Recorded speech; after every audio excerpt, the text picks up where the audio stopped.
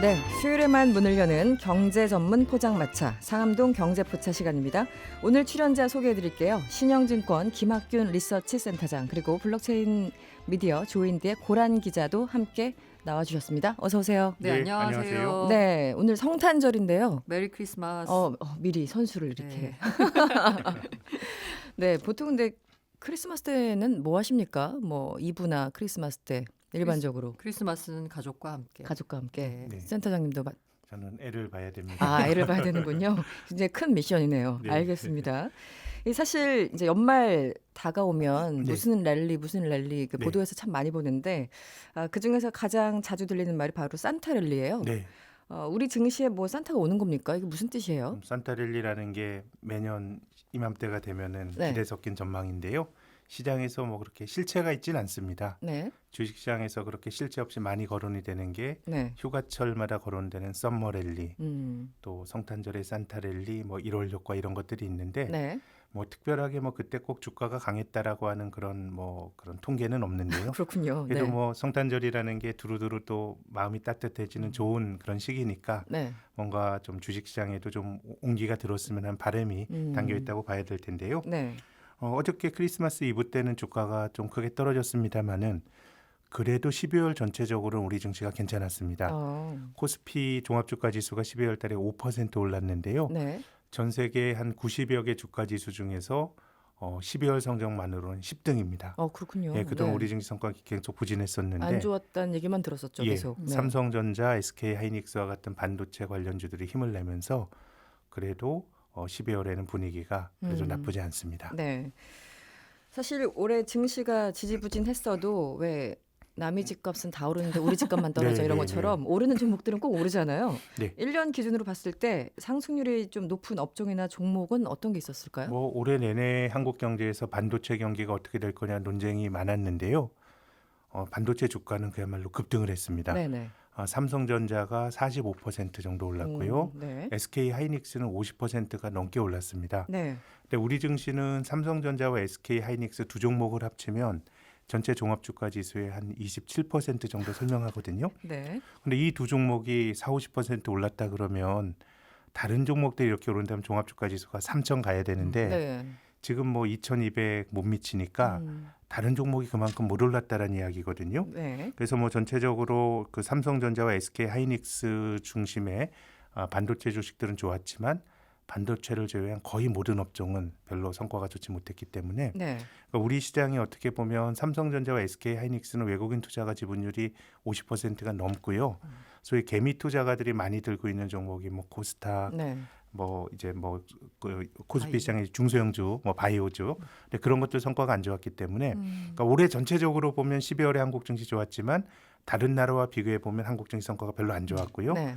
그나마 외국인이 많이 들고 있는 삼성전자와 SK하이닉스는 급등을 했는데 개미들이 많이 들고 있는 종목들은 별로 안 좋았기 때문에 네. 조금 이제 체감 투자 심리는 굉장히 안 좋았던 것 같습니다.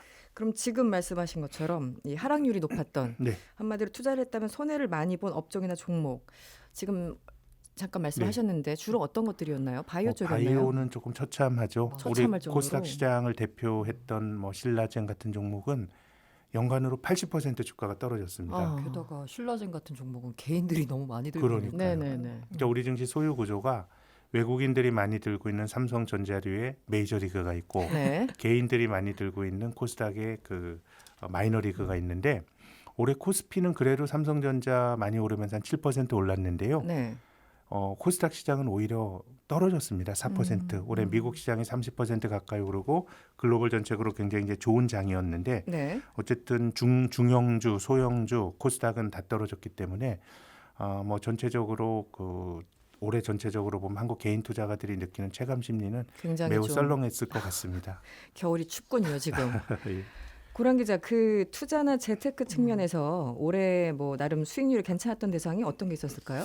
딱 어떤 특정 섹터를 꼬집기보다는 네. 그냥 전반적으로 나타난 재테크 시장에 앞으로도 저희가 보기엔 트렌드가 될 것 같은데요. 소위 말하는 여기도 이제 양극화입니다. 아 그래요? 예, 어떤 소위 거죠? 말하는 큰 놈만 잘 나가는 이런 세상인데요. 네. 제가 아무래도 블록체인 미디어 쪽에 있다 보니까 일단 그 암호화폐 시장, 코인 시장을 예로 들어보자면 소위 말한 1등인 비트코인만 올랐습니다. 음. 그 연초에 비트코인이 한 420만 원대에 시작했거든요. 네네. 그러다가 이제 6월 말에 1,600만 원을 돌파했어요. 많이 네. 올랐다가 지금 떨어졌는데도 850만 원에 거래가 되고 있으니까 네. 연초에 비하면 2배 올랐거든요. 그러네요. 여전히 네, 올랐네요. 그런데 이제 2위 암호화폐라고 하는 이더리움은 네. 15만 원 안팎에서 시작했는데 지금도 15만 원 안팎이고요. 아. 그나마 낫죠. 네. 그냥 시가총액 3위가 리플이라는 코인인데요. 네. 연초에 400원대였어요. 네. 근데 지금은 220원대에 거래되고 있습니다. 곧 반토막 거의 정도? 반토막 났죠. 근데 네. 암호화폐 시장에서 비트코인의 시가총액 점유율이 70%에 육박하거든요. 네. 그러니까 이 큰 대형만 움직였다는 거예요.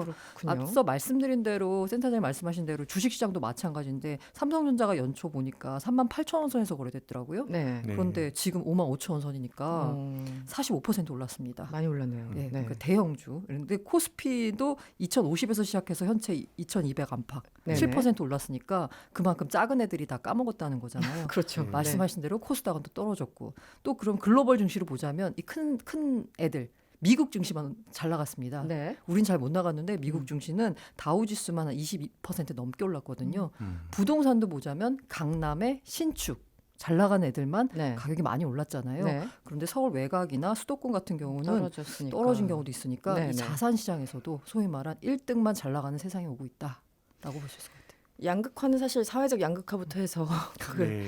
분야별로 양극화가 있잖아요. 예. 이런 추세가 계속 될까요? 앞으로도? 근데 그 어떻게 보면 이제 우리가 성장 그 불평등으로 보면 네. 80년대가 지금보다 훨씬 부의 불평등이 심했습니다. 80년대가요? 근데 이제 우리가 먹고 어. 살기 좋았다라고 생각하시는 분들이 많거든요. 네. 그건 뭐냐면 절대적으로 경제 파이가 많이 커지니까 상대적으로 나에게 들어오는 몫이 불평등하더라도 네. 나 역시도 이제 자산이 늘어나는 건데 네네. 근데 지금은 경제 전체적으로 보면 뭐 글로벌 경제는 3% 성장하고 한국 올해 2% 성장할 정도로 성장의 파이가 커지지 않다 보니까 네네. 여기서의 불평등이라고 하는 거는 뭐 조금 덜 받는 게 아니라 네네. 누가 많이 받으면 누가 못 받게 되는 거거든요. 거의 제로섬처럼. 예, 거의 뭐 네. 제로섬이죠. 근데 공교롭게도 올해 자산 시장은 음. 그런 제로섬의 모습이 그대로 뭐 고 기자님 이야기 들어보니까 그대로 투영이 됐던 것 같습니다. 네.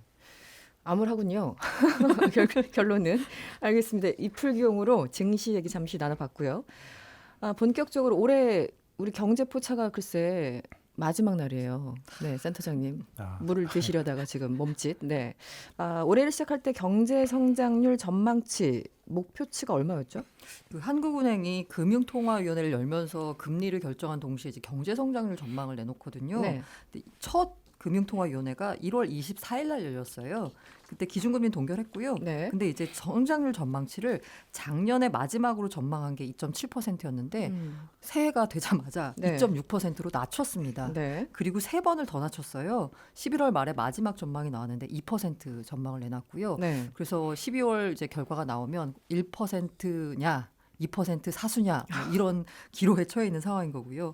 이 반면에 해외나 민간 연구소를 보면은요 연초부터 올해 별로 좋지 않다라고 전망을 했습니다. 네. 무디스 같은 경우에 보니까요 지난해 11월에 올해 성장률을 2.3% 전망했습니다. 그런데 올 3월에요 0.2%포인트 내린 2.1%로 이미 제시를 했습니다. 3월 초에요. 네네. 그러니까 이거는 잠재 성장률조차 한참 밑도는 거의 쇼크 수준의 전망률이었고요. 실제로 그렇게 나왔습니다. 실제로 어떻게 나올 것 같습니까, 센터장님? 글쎄요, 성장률 올해 잘해야 2%, 뭐 한 1.9% 정도 되지 않을까 생각하는데요. 우리가 글로벌 금융위기 이전에는 한 10%, 5% 성장하던 글로벌 금융위기 전후에는 그런 경제에서 한 10여 년 만에 지금 뭐 2% 초반까지 떨어졌으니까 좀 네. 낙차가 큰 것 같고요. 네. 뭐 전체적으로 뭐 이제 많은 나라 성장률 전망이 좀 올해 후퇴를 했는데 올해 연초보다 안 좋았던 가장 핵심적인 이유는 반도체 같습니다. 네네. 대체로 뭐 반도체 경기가 하반기 되면 좋아지겠지 뭐 그랬는데 앞서 말씀드린 것처럼 반도체 주가는 올해 많이 올랐는데 네. 내년 좋아질 거란 기대로. 근데 올해 반도체 기업들의 실적은 뭐 별로 안 좋았습니다. SK 하이닉스 반도체만 만드는 회사 작년에 15조 5천억 원 벌었는데 네. 올해 한 2조 5천억 원 정도로 오, 뭐 엄청난 이게 뭐 차이네요. 반토막도 아니고 네. 이제 이런 것들이 이제 수출에 이제 반영이 된 측면이 있고요. 또 두 번째는 기업의 설비 투자입니다.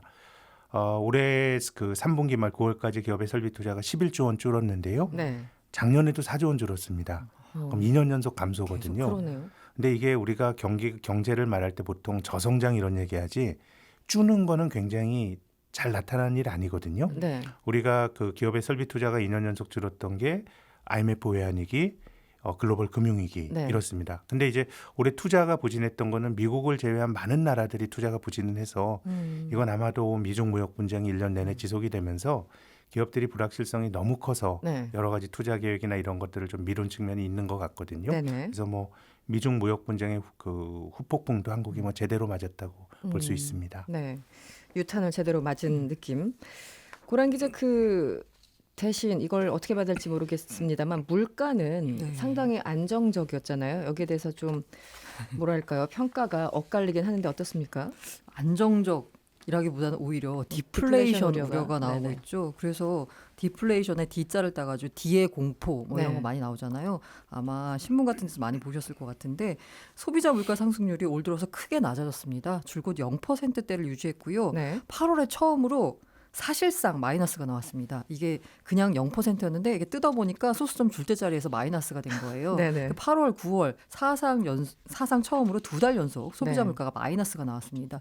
이 정부와 통계청이 설명한 거는 이 농산물과 석유류 정부 복지 정책의 영향으로 인한 일시적인 현상이다. 네. 이 디플레이션 아니다. 네네. 디스인플레이션이다. 이 디스인플레이션은 경제가 성장하는 상황에서 낮은 물가 상승률을 기록하는 건데요. 그러니까 뭐 괜찮다라는 일시적인 거니까 괜찮다라는 거였는데 네네. 뭐 다행히 10월 달에 0% 기록하더니 11월에 4개월 만에 상승 반전하긴 했습니다. 네. 그렇지만 이제 아까 정부가 설명한 그 농산물과 석유류 이걸 뺀 근원 물가 상승률을 보면 올 들어서 20년 만에 가장 낮습니다. 네네. 그러니까 근본적으로 보면 물가가 낮은 이유가 수요와 공급 측면에서 보자면 수요가 부진하다는 거거든요. 그러네요. 네. 네. 이 경기 부진으로 당장 소비가 주춤하고요. 또 앞으로도 좋을 게 없는 게 고령 인구가 늘면서 이 저축이 늘고 소비 성향이 떨어질 수밖에 없습니다. 네네. 그럼 이제 그 정부가 말한 대로 공급 측면의 물가 하락이 아니라 수요 측면의 물가 하락 요인이 큰 상황인데요. 네. 정부는 이제 경제 활력을 높이는 정책을 취해야 하는 지금 상황에 와 있는 거죠. 사람들이 돈을 안 쓰고 지갑을 닫고 네. 물건도 안 팔리니까 기업들은 또 투자할 어떤 의욕도 없고 계속 이제 악순환이 좀 돌아가는 그런 상황이 아닌가 싶은데요. 센터장님 그래서 뭐 디플레이션 우려는 어떻게 계속 좀 진행 중이라고 봐야 됩니까? 어떻게 전망하세요? 내년은? 글쎄요, 뭐 네. 물가가 하락하는 디플레이션이라 그러면은 이게 뭐 논란이 있을 수 있는데 아무튼 잘 안 올라갑니다. 물가가 네, 네. 과거에 못 봤던 네. 우리가 살면서 물가가 올라간 인플레가 문제였지. 이제 항상 우리가 그랬죠. 디플레를 걱정했습니까? 네. 근데 물건 가격이 안 오른다는 얘기는 공급이 너무 많든가 수요가 약한 것 같거든요. 네. 근데 제 생각에는 이제 어느 시대나 세상을 바꾸는 그 기술이 있는데 저는 지금의 어떤 기술이라고 하는 게 일종의 디플레를 지향하는 기술이 아닌가 이런 생각이 드는데요. 소위 4차 산업혁명이라고 하는 게요. 미국을 한번 예로 들어볼까요? 미국은 지금 실업률이 거의 완전 고용 수준인데 네네. 일자리를 포기한 구직 포기자가 7,500만 명입니다. 보통 실업률이 떨어지면 구직 포기자도 노동시장으로 일자리 구하러 들어오는데 안 들어오거든요. 네. 그럼 왜 그런가 생각을 해보면 뭐 아마존을 예로 들면요. 미국에서 아마존 공포지수라는 게 만들어졌거든요. 네네네. 아마존이 들어가면 그 비즈니스가 아주 황폐화가 되거든요.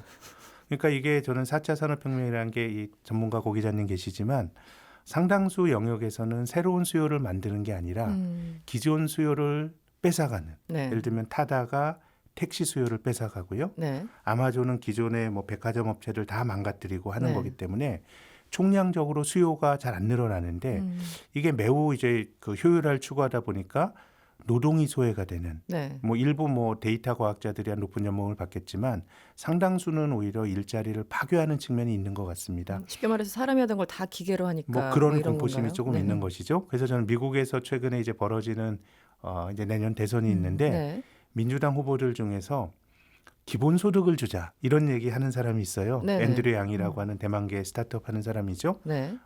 저는 자본주의 종족에 가까운 미국에서 이런 얘기가 나온다는 게 뭔가 세상은 효율적으로 가는 건데 네. 그럼 뭐 월급도 올라가고 물가도 올라가고 해야 되는 건데 이제 뭔가 이런 그 연결고리가 좀 단절이 된 게 아닌가 그런 생각을 하게 되고요. 네. 그래서 올해 미국 증시가 참 좋았던 이유도 올해 미국 기업 이익이 하나도 안 늘었습니다. 근데 미국 주가가 30% 가까이 오른 거는 미국 연방준비제도가 금리를 3번이나 낮췄거든요. 네. 금리 낮출 수 있는 건 미국도 물가가 안 올라가니까 금리를 낮추는 거고 노동자들 월급이 안 올라가니까 결국 물가가 안 올라가는 거거든요. 그러다 보니까 소위 메인 스트리트라고 하고 할 수 있는 우리가 먹고 사는 문제는 좀 잘 안 풀리는데 네. 뭔가 낮은 금리에서 자산 가격만 올라가고 이것이 또 이제 부의 또 편중을 또 강화시키는 이런 쪽으로 나타나고 있어서 좀 미국에서 나오는 주장이라고 믿기 힘든 소위 좌파적 주장들이 네, 네. 저는 어떤 그런 현상에 대한 약간의 반작용 아닌가. 세상이 너무 그런 쪽으로 가다 보니까 그에 대한 반발이 여러 정치가들의 좀 좌파적 주장을 통해서 나오는 게 아닌가 생각하고 있습니다. 그 미국의 민주당도 사실 크게 좌파는 아닌데 말이죠. 뭐 리버럴이라고 봐야죠. 네, 그 와중에 예. 여러 스펙트럼이 있긴 그렇죠. 있습니다만 결국 급기야 기본소득 얘기가 나왔군요. 뭐 심지어 지금 현재 앤드류 양 후보도 그렇지만 엘리자베스 워런 같은 네. 경우는 네네. 가장 그 후보로 선정될 가능성이 높은 후보인데도 불구하고 상당히 좌파적인 네. 버니 샌더스와 함께 쪽으로 분류되는 사람이 민주당에서 후보 지금 1위를 달리고 있으니까요. 그 실제 그러니까 유권자들의 목소리를 듣는 사람들이 정치인이다 보니까 그런 얘기가 그냥 나온 게 아닐 거잖아요. 사람들이 그걸 원하니까 어떤 선거 포인트로 활용을 하는 걸 텐데 참 흥미롭군요.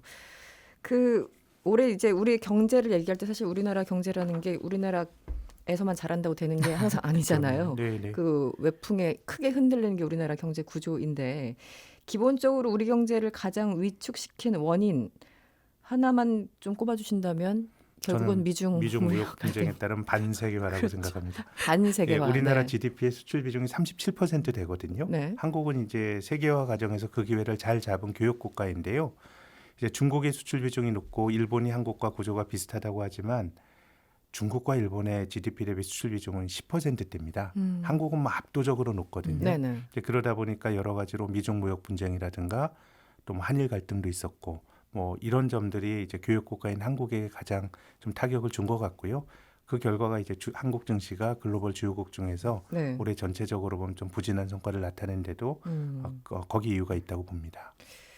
사실 얼마 전에 미국과 중국이 1단계 무역 협상에서 합의를 했다고 해서 굉장히 좀 긍정적인 뉴스가 아닌가 싶었는데 이게 여전히 불안한 상태이기 때문에 크게 우리나라에 플러스가 되지는 않을까요? 어떻습니까? 그래도 이제 트럼프 들어와서는 아까 이제 투자가 줄었다 기업들의 이게 너무 불확실성이 커서 기업들이 못 움직인 건데요. 네. 지금까지는 상상했던 것보다 더 나빴습니다. 설마 뭐 관세를 올리겠어? 트럼프가 사업가가 그냥 상대방 압박하는 수단이야 그냥 관세 올리고 네. 뭐, 정말 올려버렸어요. 예, 생각보다 더 나쁜 일이 벌어졌는데요. 네. 근데 이제 미국 경제도 슬슬 좀 이제 그 열기가 식고 있고 내년 선거를 치러야 되기 때문에 미국 입장에서도 보호무역은 조금 이제 부담이 될 것 같고요. 그래서 뭐 트럼프 이전의 세상으로 돌아가긴 힘들겠지만 네. 지금까지는 상상했던 것보다 더 나쁜 일이 벌어지면서 경제 불확실성이 커졌는데 그래도 내년에는 더 나빠지진 않을까? 예, 이런 기대를 가지고 있습니다. 올해 워낙 나빴고 그렇습니다. 트럼프도 어쨌든 재선을 생각해야 그렇죠. 되니까 예, 내년 예. 11월까지는 네. 어떻게 더 보호무역을 강화하기 좀 힘들지 않을까라고 네. 기대해 봅니다. 뭐 기도를 해볼까요, 우리 모두? 알겠습니다. 경제포차 이어가고 있고요. 오늘은 김학균 센터장, 고란 기자와 함께하고 있습니다. 이 얘기를 한번 해볼까요? 문재인 정부 들어서 시행한 정책 가운데 최저임금 정책, 52시간 근무제 등 뭐 여러 가지 사실 논란도 있었고 평가가 엇갈렸어요. 극단적으로. 하나씩만 좀 뽑아주시면 어떻습니까? 잘한 것과 반대로 좀 이건 좀 아쉽다 싶은 정책. 네, 저는 그 일본과 갈등 과정에서 부품 산업 육성하고 이런 것들은 정말 생각지도 않은 위기였지만 큰 방향은 네네. 저는 잘 잡았다고 생각이 되고요. 그렇죠. 네. 그리고 소득주도 성장이라는 게 참 논란이 많지만 이게 어떻게 보면 최저임금 또 부동산 정책까지도 생활비를 낮춰줘서 좀 이제 살만한 세상을 만들겠다라고 하는 건데 뭐 그런 의미에서 보면 소득주도 성장은 선의는 좋았으나 네. 좀 높은 점수를 주기는 어렵다고 생각합니다. 고란 기자는 어떻습니까? 뭐 잘한 부분은 센터장님 말씀해 주셨고요. 그냥 저는 그냥 그 생활 밀접형으로 네네. 그러니까 아쉬운 점을 말씀드리자면 네. 이 정치의 역할이라고 하는 게 사회 갈등을 해결하는 거잖아요. 양쪽에 갈등이 있는 그 양측의 당사자들을 뭐 중재하는 역할 하는 게 아마 본질일 텐데 오히려 그 정치가 나서서 네. 이 갈등을 조장한 게 아닌가 싶은 게 바로 이 타다 논란입니다. 예, 국회 국토교통위에서 6일 날 전체회의에서 이른바 타다 금지법 통과시켰잖아요. 네네. 그래서 만약에 이게 지금 현재 이제 국토위 전체회의 통과했는데 법제사법위원회 심사 그리고 본회의 통과하면 네. 정말로 2021년부터는 타다가 돌아다니지 않게 되는 겁니다. 그렇죠. 근데 타다를 이용하는 사람들 입장에서는요. 타다가 제공해 준 그간 택시에서는 경험해보지 못한 택시가 주지 못했던 서비스를 이용해서 상당히 많은 사회적 효용이 있다라고 생각하는 거거든요. 네. 물론 택시에 종사하고 계신 많은 분들의 어떻게 생존권을 위협하는 문제일 수도 있는데 요걸 어떻게 잘 조정해서 처리해야 되는 게 바로 정치가 해야 될 일인데 정치가 오히려 그 갈등을 조장해서 그걸 자신들이 이제 표로 가지고 오려고 네. 하는 움직임이 좀 보였던 게 조금 아쉽지 않나라는 생각이 듭니다. 정책 조율을 못하고 방관하다가 결국 일이 좀 커진 것은 아닌가 싶기도 하고 네. 물론 더 극단적인 평가도 나오고 있습니다만 이게 참 예민한 문제인 건 사실이에요. 이 얘기는 어떻습니까? 이게 굉장히 좀 생경하게 들리는데 갑자기 최저임금 1만 원, 만 원 네. 정책. 네. 이게 지난 대선 때 대부분의 후보들이 대선 후보들이 얘기를 했던 건데 금방 없어졌어요. 비판도 굉장히 있었고 그래서 네. 대통령이 사실상 공약 철회하고 사과를 했는데 이거는 어떻게 보십니까? 같이 주장을 해놓고 안 그런 것처럼 했던 것보다 저는 네. 우리 정부가 진정성은 있었다고 생각하고요. 근데 여러 가지 부작용이 이제 나왔다고 생각합니다. 네, 근데 부작용이 정책의 있었죠. 선의는 네. 좋았는데요. 우리나라가 자영업자가 많다 보니까 결국은 자기 노동 팔아서 하는 사업자와 네. 그거보다 좀 없는 사람 간의 갈등을 일으킨 측면이 분명히 있기 때문에 이런 것들을 속도 조절한 거는 저는 또 용기 있는 결단이라고 높게 평가를 하고 싶습니다. 네. 다만 이제 우리가 여러 가지 이제 부를 좀 나누고자 하는 그런 정책이 조금 이제 진보적인 정부나 좀 이제 그런 쪽에서 있었던 것뿐만이 아니라 과거 박근혜 정권 때도 그 초과이익 관료세제라는 게 있었거든요. 네네. 기업이 돈을 많이 버는데 돈이 잘 안 도니까 돈을 많이 번 기업의 경우에는 노동자들의 임금을 올려주든가 아니면 배당을 주든가 네. 설비 투자하지 않으면 징벌적 과세를 하겠다고 했던 건데 이게 사실 좀 보수 진보를 떠나서 근본적인 문제의식은 다르지 않았다고 생각합니다. 네. 근데 그 정책은 좀 이제 특정 기업을 특정을 해서 여유가 있는 기업들이 돈을 풀게 하는 것인데 네. 이번에는 오히려 그 최저임금이라고 하는 게 광범위하게 많은 사람에게 걸리다 보니까 네. 의도와는 다르게 정말 어려운 자영업자들을 더 어렵게 하는 측면도 분명히 있었기 때문에요. 네. 저는 최저임금 이제 인상 속도를 조금 이제 어느 정도 속도 조절한 것은 합리적이고 나름 또 공약을 수정한 것도 좀 용기 인정할 만한 있었다. 용기라고 봅니다. 고란 기자도 비슷한 생각이신가요? 네, 어쨌든 정부가 이쪽으로 정책 방향을 잡은 부분에 대해서는 다들 공감하고 있는 게 이 네. 방향으로 가야 된다라고 다 공감하고 있거든요. 네네. 근데 항상 제기하는 문제가 속도가 문제다라고 그렇죠. 하는데 현실적인 문제들이 나타나니까 속도를 조절한 것은 잘했다라고 평가할 수 있을 것 같아요. 네. 또 하나 짚어야 될 게 우리 사실 그동안 경제포차하면서 고란 기자한테 부동산 얘기 정말 많이 물어봤는데 네. 다시 부동산 시장 얘기를 안 할 수가 없어요. 지난주에 정부가 또다시 강력한 규제책을 내놨습니다. 여러 가지 긍정적인 평가도 있고 부정적인 평가도 있습니다만 이 지역별로 이 부동산 시장 흐름을 보면은 편차가 너무 컸던 게 사실이에요. 네. 네. 이게 일단 커트라인을 2개의 숫자를 제공했는데요. 네. 하나가 9억 원. 이제 LTV를 축소하는 것 기준이 선언되는 네. 9억 원이고 이제 전세 대출 음. 만약에 9억 원짜리 집을 살 때는 전세 대출 못 받게 하는 이 9억 원 기준이 있고요. 네. 15억 원 기준이 있습니다. 이건 아예 대출을 금지하는 대출 금지. 대출을 네. 안 해주는 요 2개가 있는데요. 이 가격 커트라인을 중심으로 부동산 시장 흐름이 엇갈렸는데요. 9억 원 이하 서울 외곽이나 수도권은 풍선 효과로 되레 가격이 오르고 있는 상황입니다. 네. 이 반면에 강남 3구 중심의 초고가 아파트는 네. 호가가 급락했습니다. 그리고 나서도 이제 매수자들도 서로 이제 눈치 보기 싸움이 들어가서요. 네. 실제 거래는 일어나지 않고 관망세가 이어지고 있는데 어쨌든 호가는 반포에 있는 한 아파트 같은 경우에 네. 발표 전에 31억 원이 호가였대요. 그런데 현재는 27억 5천만 원짜리도 매물로 나와 있는 상황입니다. 참 며칠 사이에 이렇게 몇억 원이 네, 맞아요. 우두두 떨어질 수가 있군요. 네. 이 부동산 대책이 굵직한 것 몇 개, 그리고 소위 말하는 그 자잘한 것까지 합하면 18번째다 이런 얘기까지 나왔잖아요. 어찌됐든 자주 부동산 대책을 발표했는데 자주 했다라는 건 그만큼 효과를 거두지 못했다라는 걸 정부가 좀 시인한 것은 아닌가 이런 좀 아픈 지적들이 있어요. 센터장님 보시기엔 어떻습니까? 그렇죠. 최근에야 좀 그 많이 오른 비싼 집값 중심으로 해서 호가가 떨어지고 있습니다만은 그럼 뭐 가격 자체가 계속 올랐기 때문에 네, 네. 어떻게 보면 부동산은 정책을 이긴다라고 하는 학습 효과가 네. 정책을 압도했던 게 뭐 지금까지 과정이었던 것 같습니다. 네.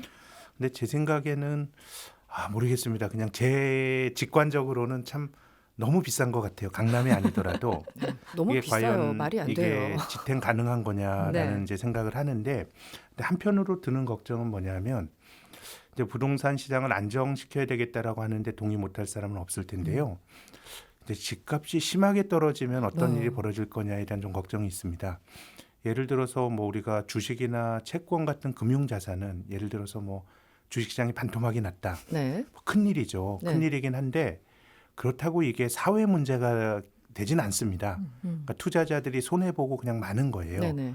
근데 주식이라고 하는 거는 어떻게 보면 부동산. 부동산이라고 하는 네. 거는 뭐 최근에 이제 뭐 돈 빌리기 어렵게 됐지만 기본적으로 차입을 해서 사는 거거든요. 네. 그래서 집값이 급락하게 되면은 주식이나 채권 가격 떨어지는 것보다는 아주 심각한 금융 위기가 발생을 할 수가 있는 건데, 네. 그래서 뭐 우리가 참 어렵긴 어렵습니다. 뭐 경제 성장률만큼 주택 가격 올라가는 게 뭐 이상적이지만 이제 자산 시장이라고 하는 게 뭐 그렇게 관리하기는 어려운데, 근데 경험적으로 어떤 자산이더라도 이렇게 수직 상승한 자산 가격이 완만하게 떨어지는 법은 없거든요. 네.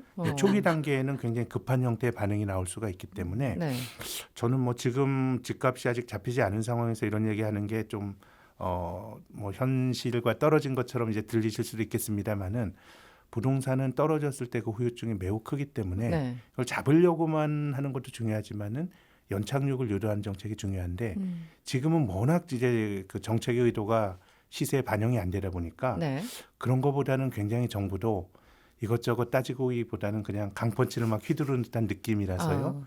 그래서 사이클이 바뀌었을 때 어떻게 될 거냐가 조금 걱정스럽긴 합니다. 오히려요. 알겠습니다. 그 지난 16일이었죠. 그 당시 이제 내놨던 어떤 대책이 지금 한 열흘 정도 지난 상황인데 시장 반응이라는 거는 어떤 것 같으세요? 그 지금 센터장님의 네. 비유가 인상적이었는데 네. 강펀치를 날렸다 정부가 강펀치, 네. 시장에 대해서. 근데 원래 이렇게 권투에서 보면 일단 펀치를 한 대 맞으면 잠시 약간 정신이 혼미해지잖아요. 네네네. 그러고 있다가 다시 제정신을 차리고 그다음부터 그렇죠. 뭔가 대응이 나는 거잖아요. 지금은 시장 자체가 약간 혼미한 상태인 것 같습니다. 한 열흘 지났으니까 네, 아직은 혼미한 상태라서요. 네. 말씀드린 이제 사는 사람도 파는 사람도 지금 눈치를 보고 있습니다. 사는 사람은 더 떨어질 것 같으니까 그렇고, 파는 사람은 야 분명히 아까 얼마 전까지만 해도 열흘 전만 해도 호가가 31억이었는데 27억에 내놓자니 이거 안 깎거든요. 네. 파는 사람 입장에서는. 네. 그러니까 양쪽이 서로 관망세를 보이면서 거래가 거의 절벽을 맞은 상황입니다.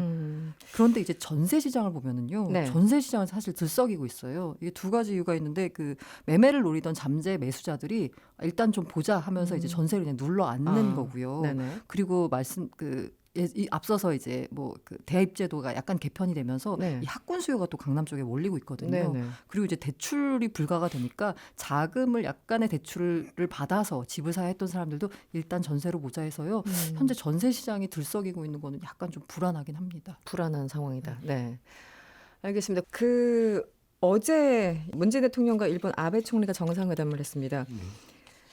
일본이 지난 7월부터 이른바 수출 규제를 단행했잖아요. 이 이후에 굉장히 우리 경제에 부정적인 영향도 없지 않아 있었는데 좀 돌파구가 마련될까요? 어떻습니까? 좀 뭐 서로 어렵고요. 네네. 뭐 일본도 우리보다 형편이 낫다고 보기가 힘듭니다. 그렇죠. 네. 일본이 지난 그 90년대부터 2000년대 초 10년 동안을 잃어버린 20년이라고 부르는데 그동안에 일본 GDP가 연평균 한 1.1% 성장했거든요. 네. 근데 내년도 성장률 전망치가 0.7, 0.8입니다. 아 그렇습니까? 뭐 우리도 어렵지만 일본도 뭐 어렵기 때문에 네. 이제는 뭐 이제 미중 간의 관계도 그렇습니다만은 뭔가 서로 간에 좀 타협점을 찾는 국면으로 가지 않았나 그런 생각이 좀 들고요. 네. 뭐 이런 점은 그래도 내년을 볼 때 올해보다는 조금 개선될 수 있는 하나의 또 요인이 아닐까 생각을 합니다. 일본 측에서는 후회를 많이 하고 있을까요?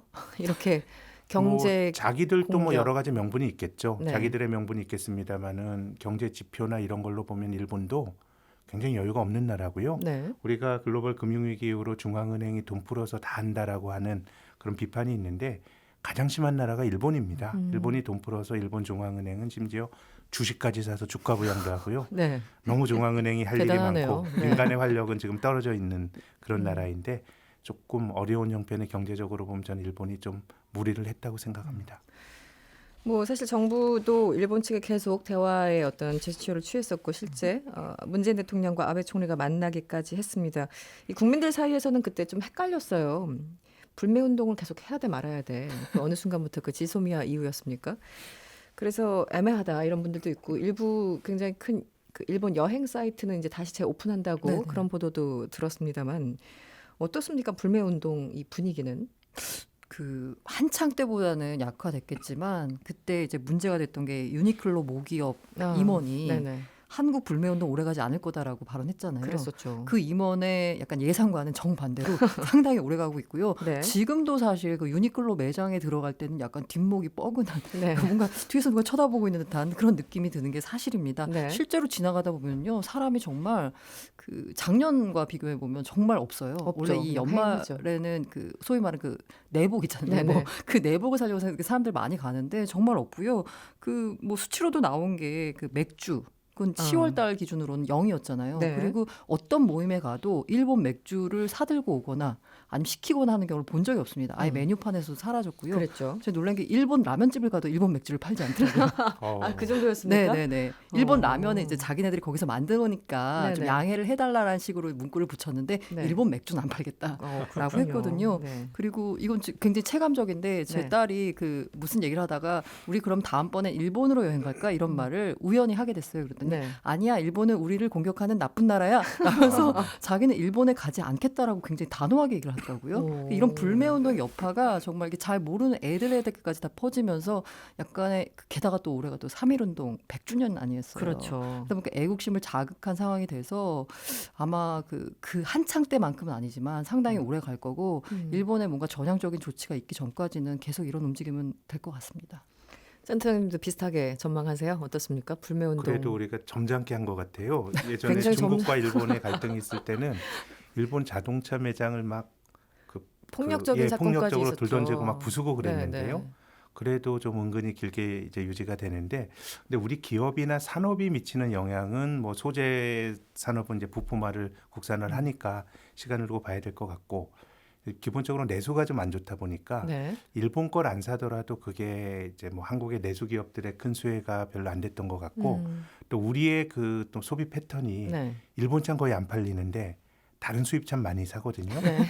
또 일본 맥주는 안 마시지만 편의점에서 4개 10,000원짜리 다른 나라 맥주는 사잖아요. 네. 이러다 보니까 일본에 타격받은 게 뭐 한국 기업으로 그대로 이어지기보다는 네. 조금 또 중간에서 또 음. 가로채가는 외국의 플레이어들이 또 존재했던 것 같습니다. 네. 알겠습니다. 우리 상암동 경제포차 이 활용 점정이 바로 기자들의 세 줄 요약이다. 많은 분들이 저희에게 이 환호성을 질러주셨어요. 그동안. 우리 고란 기자가 세 줄 요약하느라고 지난 6개월을 굉장히 힘들게 보낸 걸로 알고 정말 있는데 힘듭니다. 이 원고를 다 쓰고 마지막 세 줄 때문에 그러니까요. 상당한 시간을 보내는 일이 많았습니다. 원고 쓰는 시간과 세 줄 쓰는 거의 시간이 거의 비슷합니다. 비슷한. 네.